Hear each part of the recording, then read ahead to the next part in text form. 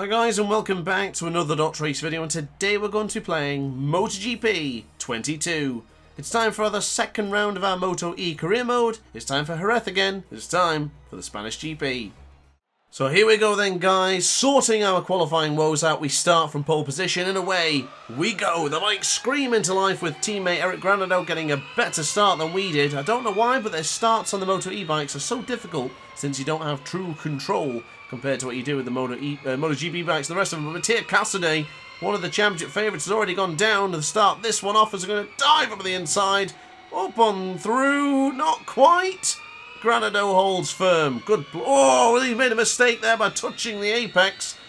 Giving us an opportunity. We've taken a mile. We've now got through on Eric Granado. In fact, I don't think we have actually. He's going to have the inside line going for the Sito Pons corner. What a great start, ladies and gentlemen. Oh, Zannoni's down. Kevin Zannoni already out the Grand Prix, and I think he took Matteo Ferrari with him, so it must have been a collision or some sort of contact behind into the Sito Pons corner. But anyway, enough of that, because we are going back up into the lead, into the corner which was formerly known as DrAce. We now take over at the front. We can take advantage of that Pedrosa corner because the AI do tend to struggle upon the brakes for turn 6. So now we've done the business. This is much different to what we did in the first race, but the question remains, how will that rear tyre hold up? If you watched the video yesterday, you'll know that the medium rear that we went for lasted all the way through and was pretty solid right up to the end. But the soft, I'm curious to see what happens. Granado gets back to the front. Brilliant move from him as he went from Pelliqui and then into the 10th corner by getting through. But now into Ferrari we go. Steady, steady.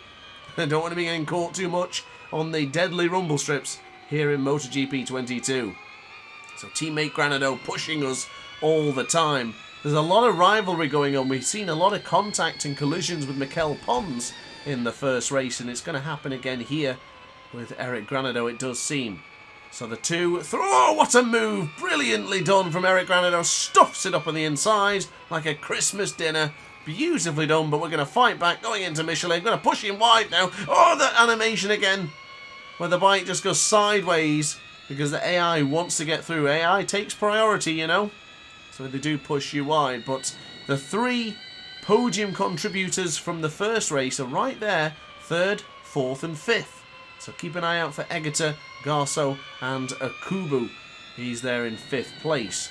So that rear tyre right now is looking pretty warm, do I say so myself. It's wearing a nice leather jacket and a winter coat on top, but we now go for the through for the Pedrosa corner for turn 6. We hold the position. Will he fight back into the left-hander? Oh, it's going to be close. Oh, he's down! Oh, didn't see that coming. I knew he wanted to get through there, but just barely touching the grass has sent his Energica ego machine into the scenery, and we won't be seeing Granado again. The Brazilian down. Fans are going to be a bit disappointed about that one. What a shame that is. That's a big blunder. He didn't really need to be that aggressive, or maybe I closed the door on him. I don't know. It's entirely up to you to tell me what you think about that one as we go completely wide for the 11th corner and then make massive contact on the re-entry with Hector Garso. Got to be honest with you guys, this soft option tyre felt great to start. Look at that aggressive move. Oh, Egerter's not going to be happy about this one. Look at this sandwich that's approaching the first corner here. Leaning into us is Egerter as we go firm on the brakes. We temporarily were the fastest man on track, but certainly not going to be there for very long. A 1:46 lap time is not great, but Egerter's down now. Oh, he's gone down by touching the... I think he touched... Did he touch us? I think I made a very small amount of contact with him as he was in full lean angle. Certainly didn't intend for that to happen, but my God, I am under massive attack here. Every rider wants a bit of us. Yes, we might be the MotoGP World Champion, but my God, I'm still a rookie. This is unbelievable. There goes Garso in the lead. There goes Akubu. And now teammate Mikel Pons. Oh, God, not Pons. He was so aggressive in the first race. I don't fancy racing him again. But here we go.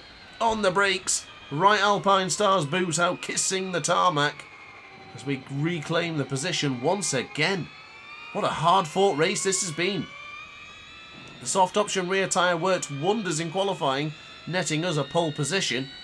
But in the race, I'm beginning to think this was a mistake. we don't look anywhere near as smooth or confident as we did with the medium rear. This was a gamble. I thought about doing it yesterday, but I don't know. Is it the... Oh, Herrera! And I think, was that Finelli who went down? Yeah, I think Finello went down as well.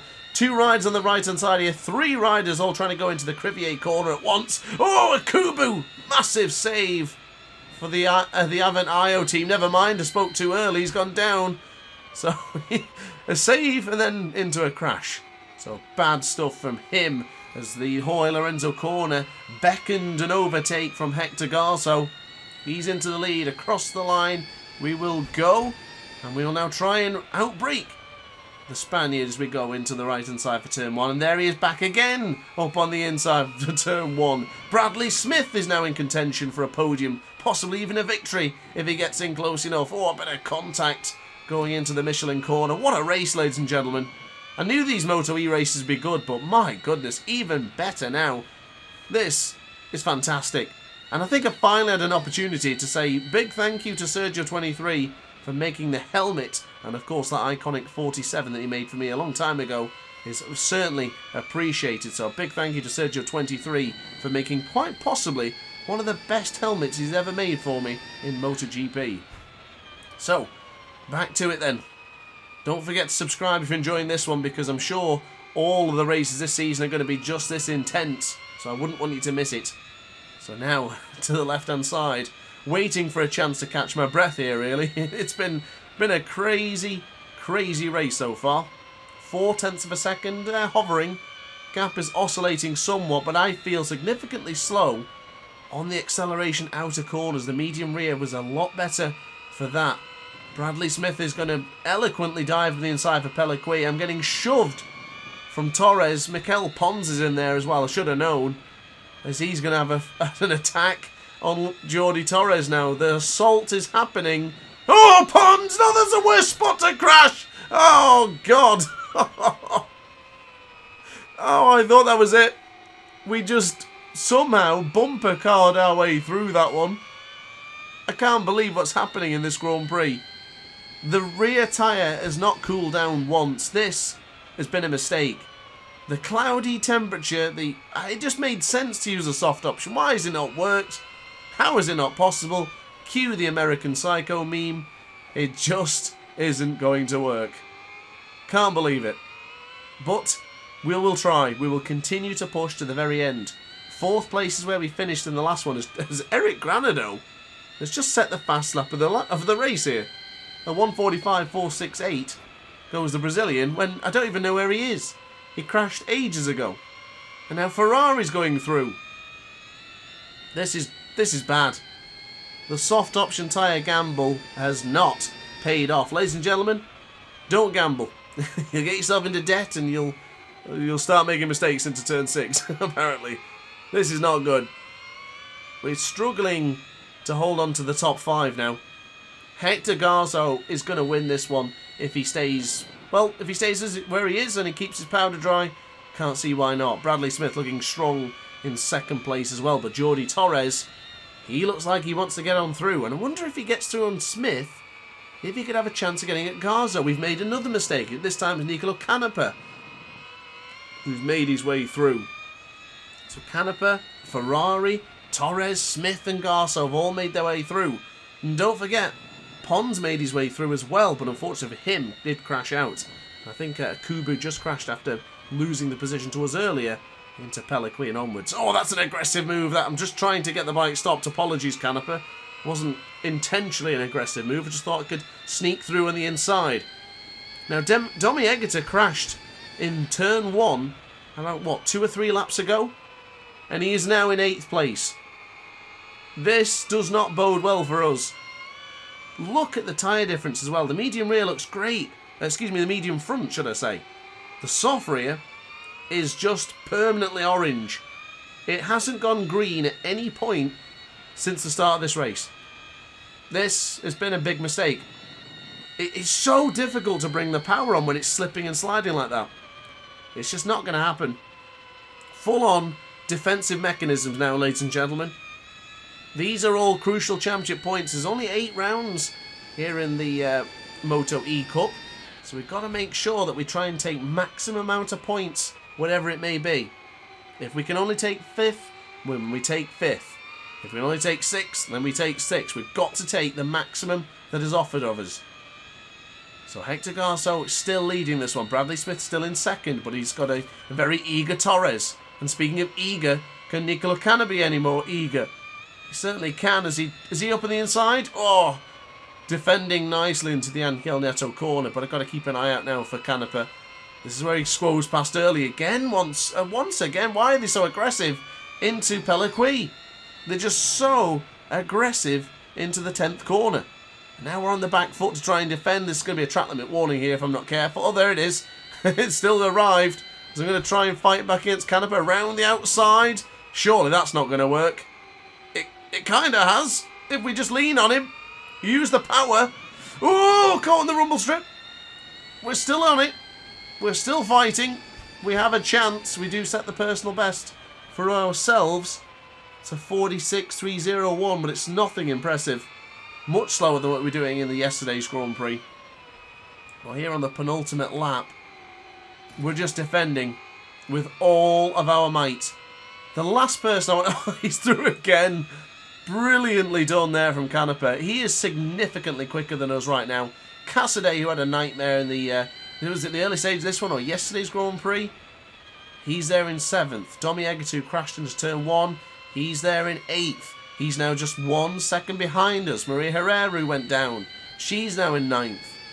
Can we outbrake Cassidy? Can we outbrake Canepa as well? 2 for 1. It can be done. We now reclaim 5th position. Yes, I'm getting aggressive, but I have no choice. There is nothing I can do now. This tyre it's just backfired completely. Don't go for the soft option rear, ladies and gentlemen, if you're in Jerez. It's too warm. It's not going to work. Just don't try it. Take my word for this one. So now on the brakes we'll go for the right hand side for turn 9. This is where the AI is superior. Into the right hand side. I'm getting shoved wide. Oh, Cassidy. My biggest fear is that they go down behind us and just absolutely clatter into us when take us down. Can't afford for that to happen, but there he is through now into turn 12. Oh, he's all over the place. Goodness me, Cassidy. Oh, damage. We have damage. I'm stuck on the bike. I can't move. What is going on? I couldn't even move then. I got completely caught on his bike there. I've never seen that before. I couldn't move to the right. I couldn't lift the bike up. That was strange, and we've come completely wide now into turn 1. Whatever damage has happened to that bike, this bike feels terrible. I can hardly move it. It's been such a long time I've had damage occur here in MotoGP, but this bike feels completely weird now. As if something is pushing it, almost leaning into one direction. Unbelievable. Don't pick the soft option tyres. Oh, Hector Garzo's gone down. Can you believe it? Bradley Smith, who raced, 5 races last season in MotoE, is going to be looking at his first MotoE victory this season. A brand new win here to start this brand new, very young season. You'd love to see it, but I'm a little bit disappointed I'm not going to be the first Brit to win this season. Well, anything can happen yet, and Jordi Torres is right on his tail, so we'll find out in a moment.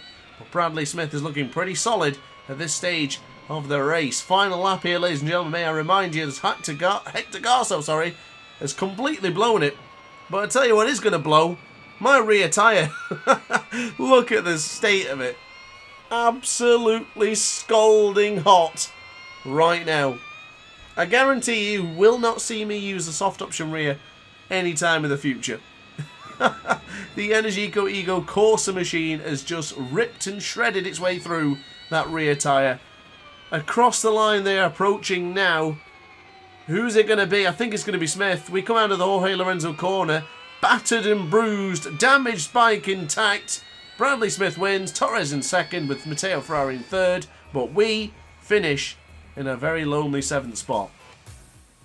So a bizarre race, ladies and gentlemen. Truly.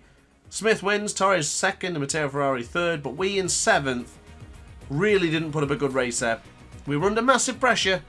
And we fought off some pretty tough competition valiantly, but unfortunately 7th place is just not good enough. So look at the championship standings, and as you can see, Bradley Smith has now moved up 7 spots, just 4 points behind the championship lead of Domi Egerter, and defending champ, of course. But unfortunately for us, big losers, we do drop a spot, and I only have 22 points, so we're 14 points behind Domi Egerter. We finish up now with the championship standings of the teams, with UGRT RNF MotoE team leading the way, Fellow Grassini in second, and Dynamo Intact in third place. Unfortunately for us, even though we have 3 riders, only stay in 5th. So guys, thank you very much for watching the video. I do hope you enjoyed. If you did, let me know in the comment section down below. Be sure to hit the like button, consider subscribing, and even consider becoming a member of the DrAce pit crew. Thanks for watching, and ciao for now.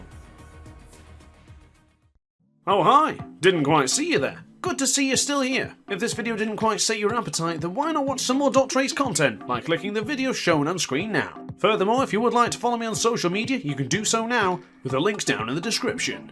Consider subscribing so you don't miss a single DrAce video.